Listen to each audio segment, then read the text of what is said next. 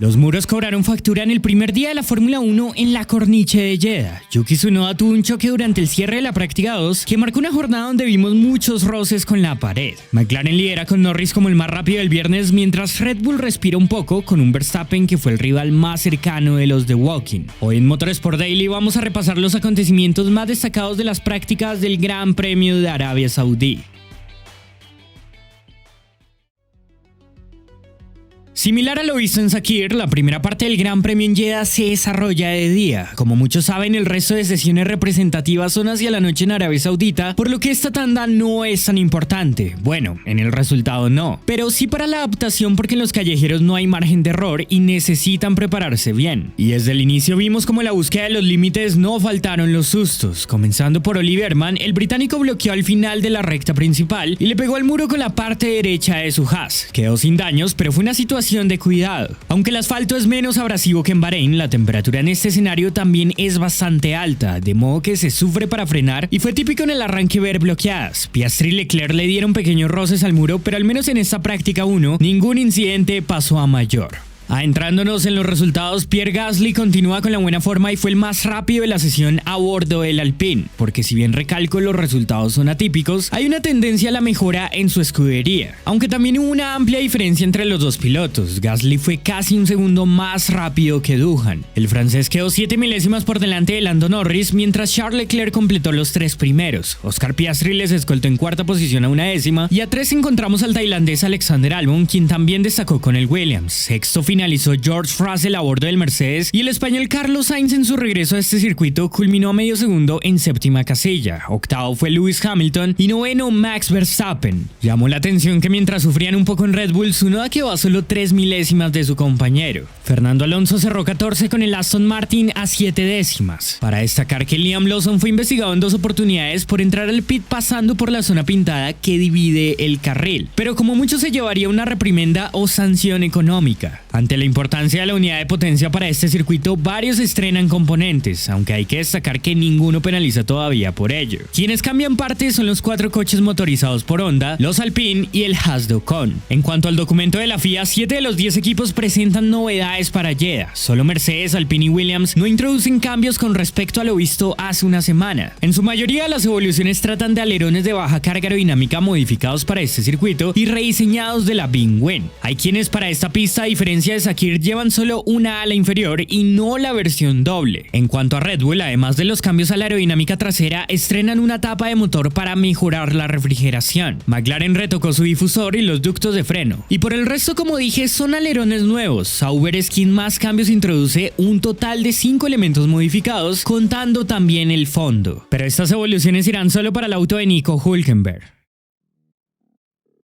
Hablando del equipo de Hinwil, Sauber detectó entre sesiones un problema en el auto de Gabriel Bortoleto. El brasileño tuvo que ausentarse de toda la práctica 2 por una fuga de gasolina que obligó al equipo a desarmar su coche por completo. Siendo su debut en esta pista en la F1, no es lo ideal que pierda tiempo. Por eso la FP3 de mañana será crucial para Bortoleto, con miras a adaptarse lo más rápido posible. Como era de esperar, esta segunda tanda sería más intensa y los muros volvieron a recibir golpes, unos más duros que otros. Piastri rozó la pared, Albon rozó la pared, Gasly siguió sin descifrar si la tocó o no y Antonelli le dio un golpe más fuerte de costado, aunque afortunadamente para él no ocasionó daños y pudo seguir. Pero cuando parecía que todos libraban el viernes sin choques mayores, la suerte se acabó y Yuki Tsunoda fue protagonista de un golpe más duro en la curva final. El piloto japonés se cerró demasiado sobre el vértice y enganchó el muro con su rueda delantera izquierda. Este toque hizo romper la suspensión y por consiguiente Yuki se fue de frente contra la pared de la salida. Es un costoso error de cálculo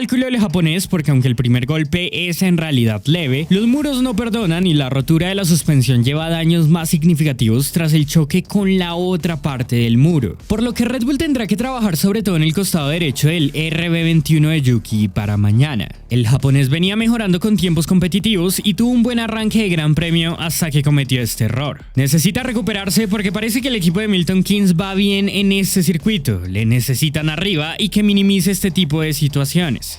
Lance Stroll hizo un trompo en la primera curva y para cerrar con los incidentes, el tráfico causó bastantes estragos. Como dijo Alonso de forma irónica, había 20 autos en pista y en una sola vuelta pasó 26. Esto expone el problema que hay en este circuito en el que se juntan mucho en sectores específicos y los pilotos van como si estuvieran pasando coches lentos en una autopista. Albon casi engancha a un Hamilton que venía lento por la línea de carrera. Norris igual tuvo que aflojar para evitar a un Red Bull. Tal y como se vio en la FP1, esto es algo que puede ser crucial en la quali. Ahora sí, centrándonos en los resultados, McLaren regresó a lo más alto de la tabla en unos libres 2 que, si bien no terminan de destapar el potencial de todos, fueron más cercanos a lo que se espera mañana de lo que nos mostró la primera sesión. El duelo Norris-Piastri sigue encendido y en este caso volvió a ser el piloto británico el que lideró con una ventaja de 163 milésimas sobre el australiano. Lando le lleva la delantera a su compañero en un duelo que promete, recordando que en este gran premio luchan directamente por la punta del mundial al estar separados por solo 3 unidades. Nos sorprende ver a los de Woking arriba y queda por ver cuál es la respuesta del resto en lo que sigue. Max Verstappen fue con el Red Bull el que más se les acercó. Hay que decir que tras los problemas de balance que tuvo en la FP1, fueron notables los progresos con los cambios a la configuración que hicieron hacia la noche. Siguen siendo 280 milésimas las que le separan a Max de Norris, pero como punto de partida van mejor que en Sakir. Y esperando una degradación no tan alta como en Bahrein, Red Bull guarda una esperanza con el neerlandés intentando repetir lo visto en Japón. Detrás está un Leclerc que quedó a casi medio segundo, mientras Ferrari sigue experimentando con la puesta a punto de los alerones y rodaron con menos potencia que en la FP1 por lo visto en la telemetría. Tienen margen de mejora, recalcando que no bajaban mucho su tiempo comparado con lo que hicieron con los medios, pero es llamativo que con los blandos no fueran tan rápido, ya que Leclerc se veía competitivo al inicio de la sesión. Mientras Hamilton parecía sufrir más, y es que quedó 13 a más de medio segundo de lo hecho por el monegasco. Quinto finalizó un Carlos Sainz que sigue trabajando para concretar esa recuperación que se le ha pedido. Hasta ahora, positivo arranque el fin de semana del piloto español de Williams, que fue el mejor de la zona media a 6 décimas del líder. Su Tsunoda, como repasamos antes, venía bien, pero el error manchó su viernes. En cuanto a ritmo, cuando Max apretó, se abrió la brecha, aunque el nipón ha mostrado avances e ignorando el choque en estas prácticas es donde mejor proyección ha tenido por rendimiento desde que se subió al RB21. Russell fue séptimo con un Mercedes que esperaba estuviera más arriba y Antonelli quedó 11º. Es cierto que los de Brackley tienen una tendencia a guardar más en las prácticas y, como se vio en Sakir, es hasta el último instante de la quali donde realmente aprietan. Pero por balance es innegable que tienen puntos que trabajar. Alpine cayó con respecto a la práctica 1 y aunque es positivo que sigan en el top 10 con Gasly, me parece extraño que Pierre mejorara tampoco con respecto a la tarde. La temperatura disminuyó 15 grados en la superficie y solo bajó 2 décimas su tiempo de los libres 1.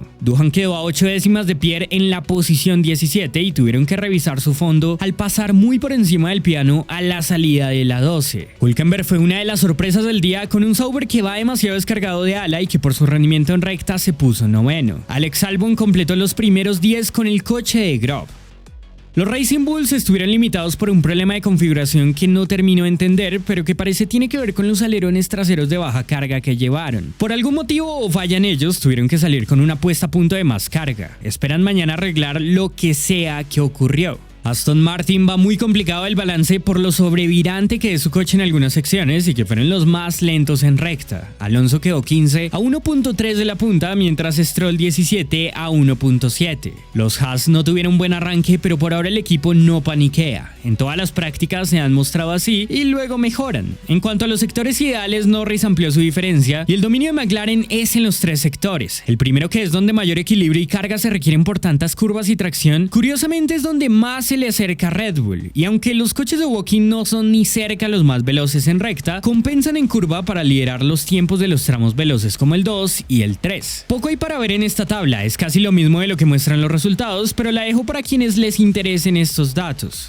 Y para cerrar, de las simulaciones de carrera no se puede agregar mucho porque la bandera roja de Tsunoda interrumpió en el momento clave de las tandas. Esta gráfica de F1 Tempo es lo único que les puedo mostrar. De las 4 vueltas que hicieron, Piastri tuvo los mejores registros con el McLaren, pero muchos no alcanzaron ni a cerrar un giro. Verstappen fue quien más rodó, aunque por las diferencias daría la sensación que iba con tanque más cargado que los demás. En fin, por eso no se guíen mucho de esto. Mañana se verá el primer panorama real y si pueden pelearle a los de Woking, que internamente tienen tienen un duelo encendido. Quizás Max también sorprenda, mientras queda por ver qué ocurre con Ferrari y Mercedes, que lucían un poco más atrás. Les dejamos los horarios del Gran Premio de Arabia Saudita. ¿Cuáles son sus predicciones para la clasificación? Si les gustó el video, no olviden dejar su like, suscribirse si no lo están y activar las notificaciones para que no se pierdan nada de nuestro contenido. Un saludo a todos y muchas gracias.